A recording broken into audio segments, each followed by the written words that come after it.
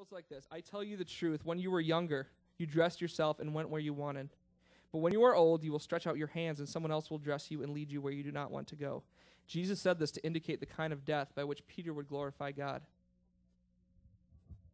Does anybody know how Peter died? Anybody have an idea? Died. Upside down on a cross. Peter, when Peter was going to die, and this is according to Roman writings that we have because they're the ones who put him to death. When Peter was being led to the cross, he said, I do not want to die on a cross like my Savior. I'm not worthy of that honor. So they turned it upside down, and he died upside down on a cross. If you knew what your price was going to be for your Christian life before you started, would you still be here? A lot of us have given up things. You can think of things that you've given up. Your ability to sleep in on Sunday morning, some of you have given up. Maybe a boyfriend or a girlfriend at some point you've given up because you were a Christian.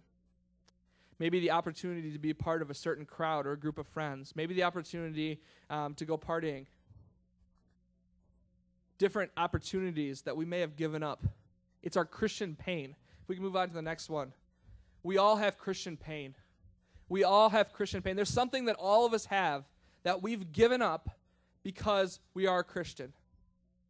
Now, if there's something if you do all the same things you did when you weren't a Christian, then there's probably a problem there. But I'm asking you to look at what's different in your life and what you wish maybe you could get into that you can't anymore because you're a Christian. What is your Christian pain? What have you given up? For Peter, he knew before he started on this journey that he was going to die upside down on a cross. He was going to die upside down on a cross. And he still went ahead and followed Jesus. If you knew that you were going to get killed for your faith, would you still go ahead and follow Jesus? We had an interesting conversation the other night in middle school youth group about, are you afraid to die? Are you afraid to die? And it's an interesting conversation because you get all sorts of responses. Some people say yes, some people say no, some people say yes for the right reasons, some people say no for the wrong reasons, whatever. We all think about death. And if you knew that you were going to have to die for your faith, would you still follow? If you knew it meant more than just showing up every other week to church, or if you knew that it meant more than simply living the same life that you were living before, would you still follow? What is your Christian pain? What is it that you have given up? What is it that you have given up that you can't do anymore that you would like to do? Take a moment, think about it, write it down.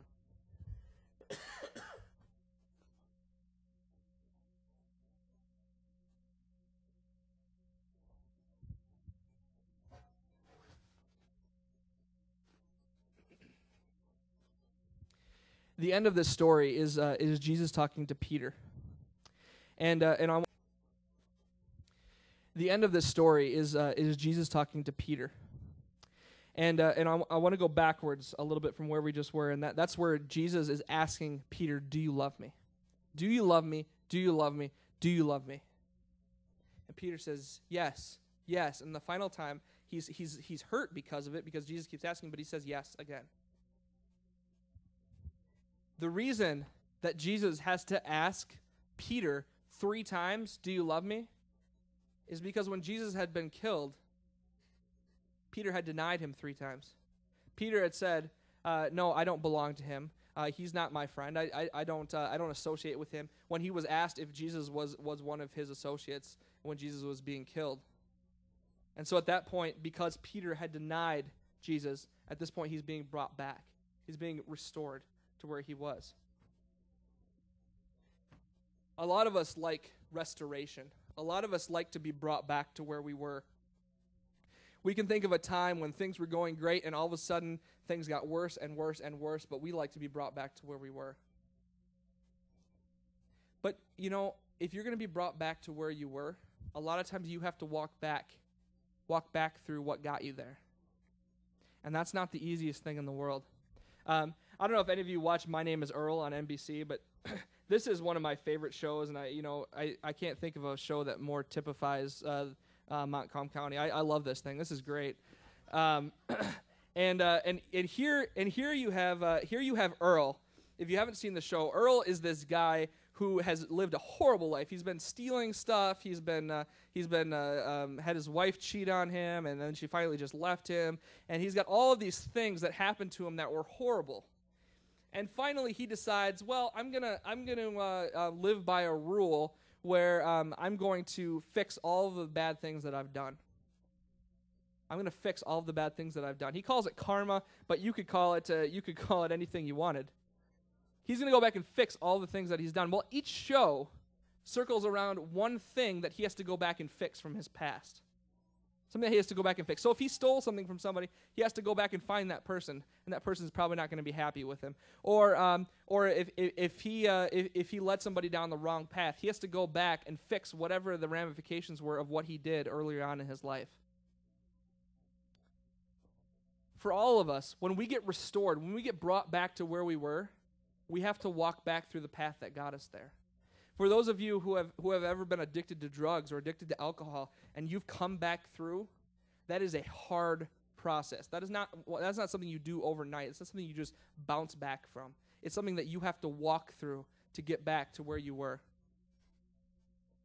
For people who have other addictions or other things that are hurting their lives, when you walk back through that is a hard thing to swallow. It is a hard thing to do. All of us have been restored. If you go 2 more here, Rod. All of us have been restored from something. What did you used to be? What did God restore you from? Here he restored Peter back into who Peter was. He made him back into the follower. He made him back into the follower that he was before he fell.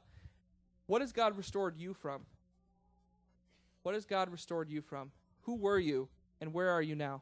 Take a minute to write that down.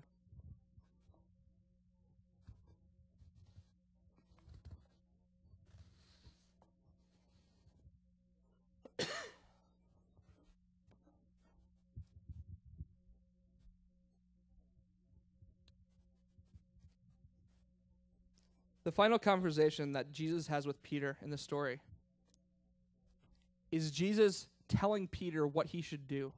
As I said, this is the last story. This is kind of where they're getting the list together of what he's going to do when Jesus is gone. So Peter, who's going to be a leader in the church, now has Jesus telling him what he wants him to do in the future. And what is it that he wants him to do?